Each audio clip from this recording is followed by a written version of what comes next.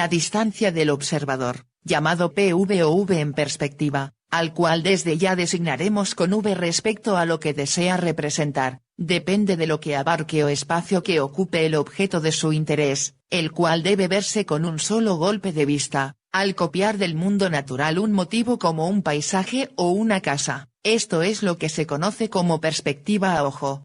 Para ejecutarla correctamente se tiene que tener en cuenta los principios de la perspectiva generales. El primero de estos tiene el siguiente fundamento: nuestra vista está sujeta a su capacidad de ver, que es de un ángulo de 60 grados. También se admite un ángulo de 90 grados, pero para el dibujo en perspectiva, se recomienda el primer ángulo. Por lo tanto, los objetos que estén fuera parcial o totalmente de ese ángulo visual de 60 grados, se verán con menor o mayor deformidad respectivamente. En 1, vemos un dibujo en perspectiva de un cuadrado, A, y un cubo de 6 caras iguales, B, con sus líneas concurriendo a un punto llamado punto de fuga, PF, situado sobre la línea que pasa a la altura de nuestra vista, llamada línea de horizonte, LH, donde no se ha tomado la distancia correcta de V a los objetos, A, representarse. Por esta razón dichas figuras aparecen exageradamente alargadas y deformadas. Para representar el ángulo visual de 60 grados y darnos una idea de su importancia, partiremos de los planos de proyección, bases de la perspectiva, en los que hay vistas determinadas de los objetos y las líneas paralelas de estos nunca se encuentran.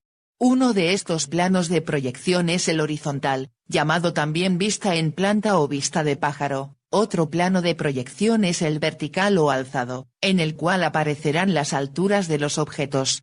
Representaremos el ángulo visual de 60 grados y los objetos en estos dos planos. Imagen A: en esta proyección horizontal vemos a V ubicado y representado con su ángulo visual de 60 grados. Asimismo vemos los objetos considerados solamente en su dimensión horizontal, en relación a lo que abarca el ángulo visual de 60 grados.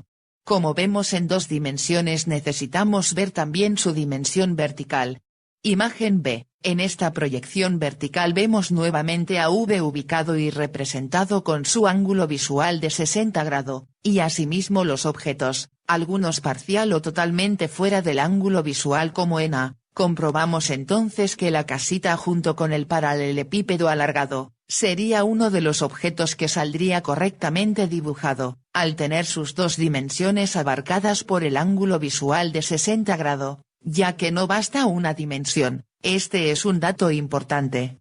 Teniendo ahora en cuenta este fundamento, daremos un método teórico para hallar la distancia correcta de V al objeto, el cual a ojo de buen cubero se podrá aplicar en la práctica de una y más maneras, con bastante aproximación, según el criterio de cada dibujante. Tenemos la siguiente imagen: A, si en ella una persona, V, representada por la figura de plastilina, quiere dibujar enteramente la caja roja, tendrá que ver cuál es su punto más alejado respecto de ella. En este caso sería el punto o vértice G según se ve en A. Luego, valiéndose de dos rectas perpendiculares e imaginarias, Y y X que se intersectan en su vista, es decir en V, proyectará desde G sendas perpendiculares a aquellas rectas, donde se tomarán las medidas, siendo Y la medida de las verticales y X la medida de las horizontales según B. El observador, comparando ambas medidas, verificará que la medida mayor es VG' sobre la recta Y,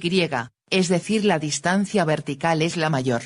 La distancia mayor, sea en la dimensión horizontal o vertical, es la que siempre el dibujante tiene que tomar como referencia para determinar la distancia final correcta de el V al objeto. Así el observador se distanciará del objeto dos veces la distancia que hay del punto más lejano del objeto a aquel, lo cual es en nuestro ejercicio dos veces VG'. Así podrá visualizar la caja roja siendo totalmente abarcada por el cono óptico de 60 grados.